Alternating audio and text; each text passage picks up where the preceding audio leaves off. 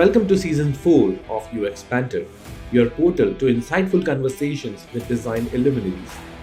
We are back with even more engaging discussions with design leaders, delving into their experiences and inspirations. Get ready for fresh insights as we explore the latest trends and challenges in the industry. With me, your host, Dushyant Kanungo. This podcast is presented by Galaxy UX Studio and powered by Galaxy Weblinks, an Inc. 5000 organization. Hello, everyone. Today, I'm joined by an accomplished design leader whose journey is marked by a deep passion for understanding users and creating seamless digital experiences. With over a decade of creative leadership experience, he specializes in human centered design processes and has collaborated with top tier partners, including Amazon, eBay, Microsoft, and NASA. Please join me in welcoming the head of design at Blink UX, Benjamin Shaw. Hello, Benjamin, or Hi, Ben. Dushyant. How are you today? I'm doing great. Really excited. Thanks so much for having me on. So today is, this discussion is special in many ways because this season, we've been talking with people who have their journeys that spans about 30 years. I mean, they started work well, more than 30 years in 70s and 80s and 90s. So it's nice to see somebody who is an entrepreneur and in the design field with running the studio with all the latest tech at disposal. So, how was your journey like? I mean, running a studio coming up to this point, if somebody wants to follow your footsteps, what they are supposed to do or what have you done? Yeah, that's a great question. I was kind of thinking about that this morning. I was waking up prepping for this, and I think going back, to sort of being a kid and sort of in high school, I remember very distinctly, getting into the high school yearbook and sort of getting my hands on digital publishing tools from Adobe, PageMaker and Photoshop, and just loving that process. And as a kid in high school, that process was called journalism. That was the class where you got to work with these programs and tell stories and create publications. And that's really what sort of kicked off my love for design, was through journalism, which carried me into college. I was originally a journalism major and took some of those foundational reporting courses on how to tell effective stories at scale. And I really loved sort of that storytelling part of what ended up being a design journey. Absolutely fantastic. And your studio, you are based out of Seattle at the moment? Yes. Yep. I'm head of design at Blink UX. Our headquarters is in Seattle, Washington. I'm based out of our Boston office in Cambridge, Massachusetts. And I lead our product envisioning and brand experience projects for a variety of clients, big, small, medium, in lots of different sectors. So let's begin with the big and small of it. I think one of the things that I would really want to dig up is the design system journey that you had with NASA. Can you let us explore that layer by layer and what sort of struggle or surprises that you had to face while working on that one? Yeah, absolutely. I mean, the NASA's been a long time client for Blink, and it's been an absolute pleasure being able to partner with them on a number of projects. I had the opportunity to be the design director on some big transformational projects that we started in 2019 and 2020 to overhaul NASA.gov and provide NASA with a really robust design system so that folks within the agency can tell better stories to audiences that visit NASA.gov. Do you think that there is any difference while working with such a big, heavily funded organization and working with corporate giants like Amazon? Do you feel that there was any sort of difference in the approach to the solutions, design-wise? I do. It's a very decentralized agency, so they have lots of different departments and different teams. And over the years, they had, this sort of tangled knot of literally over 3,000 different websites. And so our job was to kind of untangle that knot, find commonalities through UX research around what stories were the most effective that NASA was telling, and ultimately consolidate those 3,000 websites into one. And so that sort of problem of like siloed teams is very common in all our clients. And so trying to reduce, dismantle those silos and get people talking to each other is a key way to, creating really good, digital experiences. And it was different from Amazon? Yeah, I mean, I think work, having worked with NASA over the years, in it being a government agency, there's a different culture, a different pace. Whereas I think in some of the big tech clients that we work with, they have a little bit faster of a pace, a little bit more appetite for taking creative risks, and so trying to understand how to create great UX at the government level is a different challenge than I think than some of these tech clients that have had design within their culture for a long time. All right. So as a kid, you must have the dream like everybody does with working with their own nation's space agency. So do you think that that satisfaction was somewhat achieved? Oh, absolutely. I remember very distinctly as a kid wanting to grow up and be an astronaut and, kind of thinking of that fantasy and then quickly realizing that, science and math were, not necessarily my cup of tea. And, just loved, NASA from an early age and kind of understanding the different, kind of bold ambitions that they have, the discovery, the impact they have on humanity. Had that as a kid, and then sort of rediscovered that having worked with NASA over a couple years to better understand all the great work that NASA has done historically, but a lot of the stuff that they're doing now, and trying to figure out from a design perspective, how can we help NASA tell those stories at scale to the world, to people in the US, the audience that's coming to nasa.gov. That was a really satisfying design challenge. Absolutely. And we want to talk more about your current team and the processes. How do you define a design leadership in a studio or agency setup that you have at the moment? Yeah, I really enjoy the agency model, and a lot of people that come to work at Blink UX sort of crave sort of that variety of being able to work on different problems in different industries, and then being able to have that grounded in a really sharp design process with our evidence-driven design sort of at the forefront. So making sure our design decisions are backed by primary research, talking to users early and often, I think is a key to the work that we do with our clients and with our team. And then, finding people with, specific skill sets in different design disciplines, I think is really key to the makeup that we have at Blink. So we've got folks that are passionate and have experience in sort of brand and visual design. We've got people that are, ambitious and have a ton of career work around design systems and enterprise design. We're looking at building up our motion design capabilities, and I'm really excited about that area. Not to mention the whole research side of the house that's full of folks with PhDs and really sort of rigorous research methodologies that are bolstering our client projects. So do you think that as a design leader at a studio practice, it becomes a juggling act between everything that comes at the door, because there is a lot of work that happens in running a team and organization?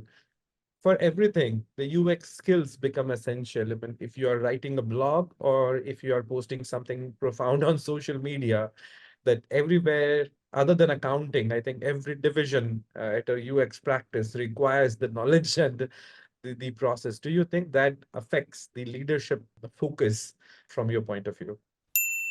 Absolutely. I mean, we have to be sort of wear multiple hats all the time, and we've got to think of those different dynamics. The variety of the projects that we do, the problem spaces, the clients, that changes all the time. And our projects tend to be, on the shorter side. We'll do 2 to 3 month engagements. We'll do 1 to 2 year engagements. So we're constantly figuring out what are those puzzle pieces from a business perspective and from a team perspective on putting together the right team, figuring out what is the right timeline and cadence for projects.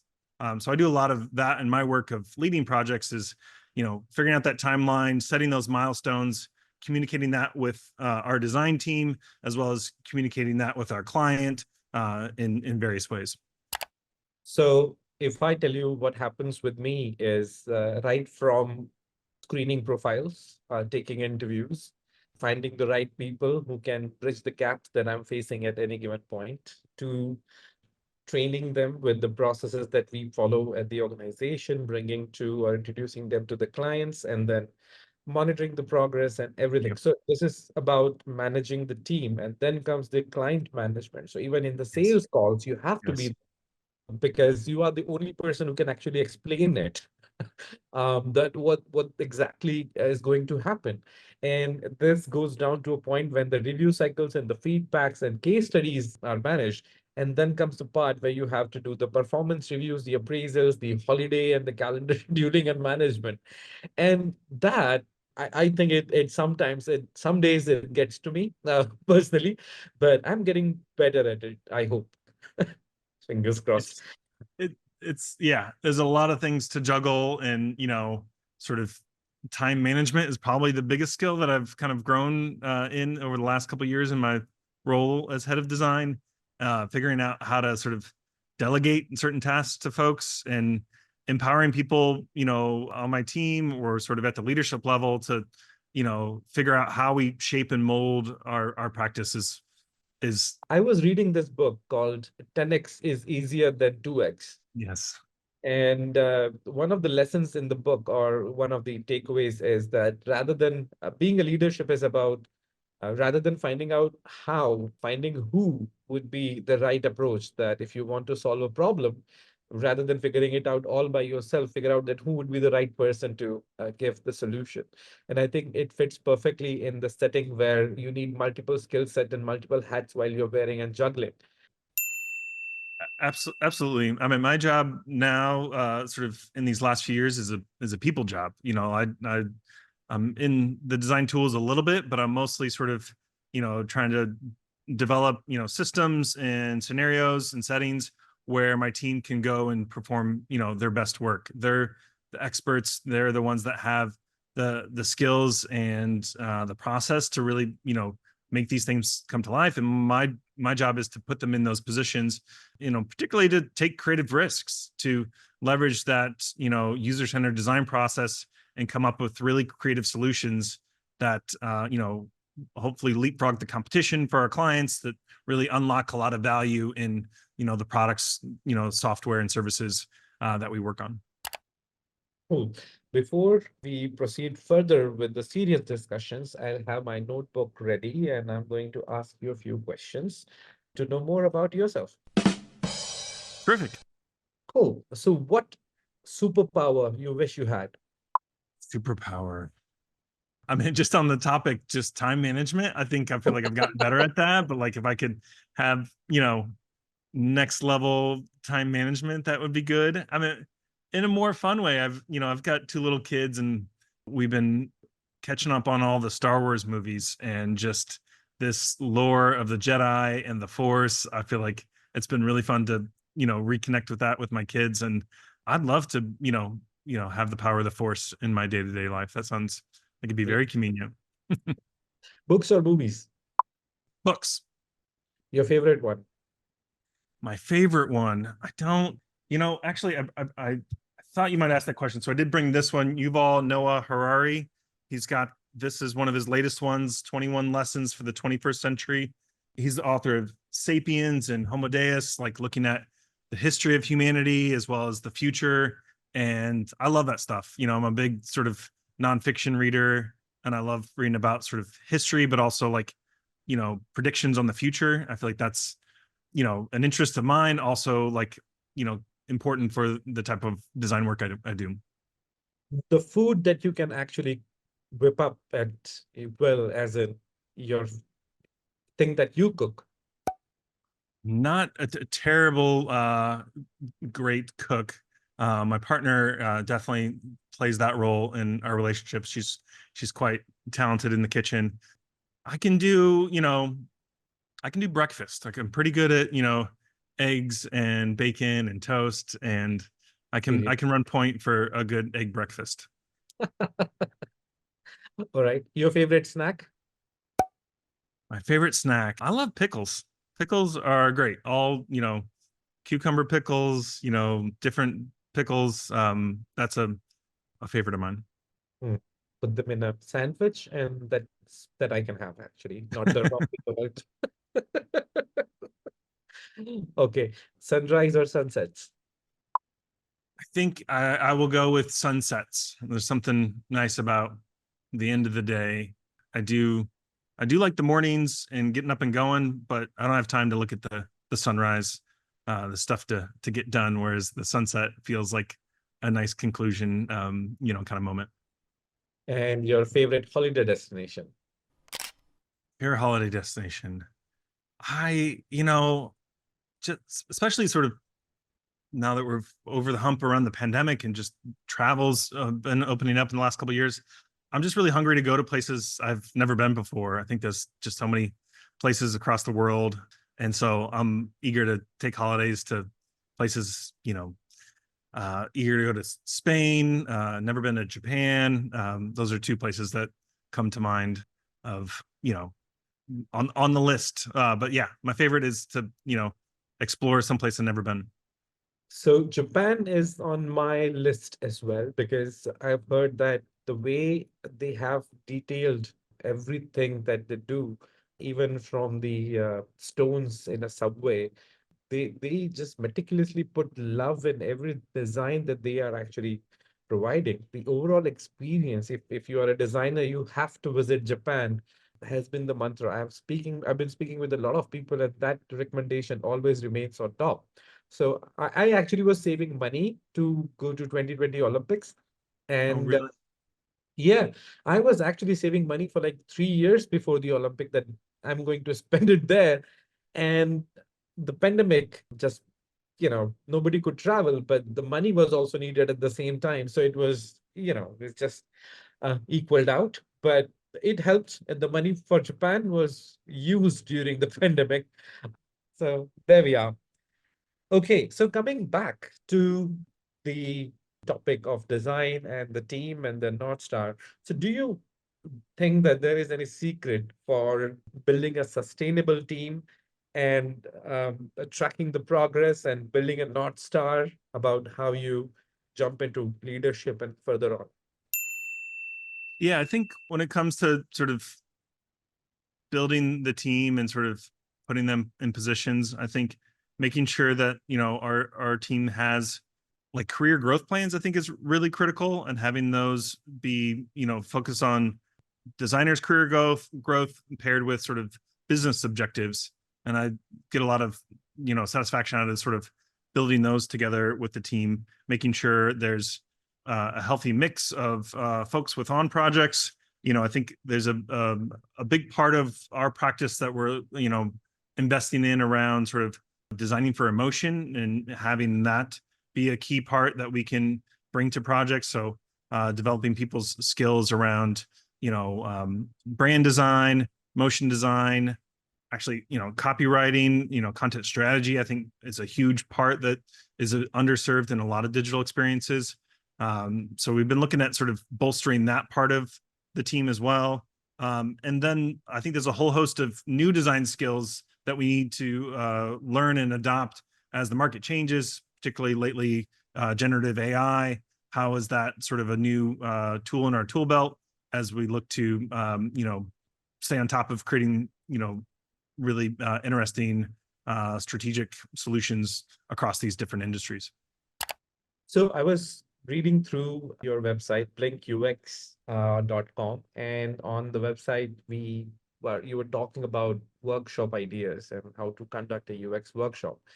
Are there any secrets? And I really want our listener to visit the website and look for the article, which is called Five Activities for a Design Workshop. Can you tell us more about it? Yes, absolutely. I'm absolutely passionate. We could fill up the whole hour about design workshops. That's one of my roles at Blink is to formulate our workshop process and advocate for it internally, and then I lead a lot of workshops with our clients. And I think a big part of that is getting clear on the why of workshops and why you have them.